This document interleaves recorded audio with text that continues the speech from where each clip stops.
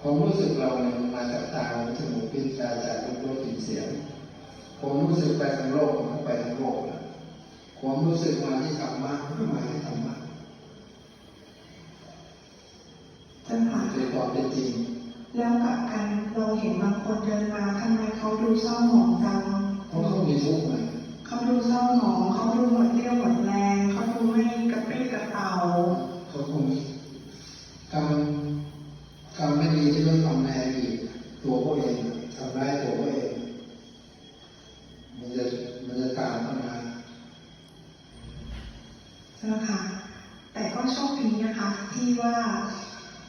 ได้มาเจอหลวงปู่ได้มาเจอหลวงตาถ้าจะเปลี่ยนชีวิตเปลี่ยนการเวียนว่ายตายเกิดเปลี่ยนสายใยแห่งกรรมหลวงพ่อท่านสอนหลวงตาว่าเองต้องฝึกให้เวียนว่ายตายเกิดฝึกให้เป็นใหญ่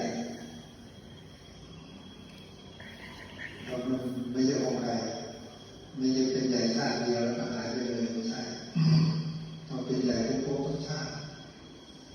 ถ้าเป็นพระก็จะนักบวชก็จะมีความรู้จักถ้าเป็นคารวะก็จะเป็นใหญ่นะคะเป็นใหญ่ในเมืองรู้ยังไม่พอตาย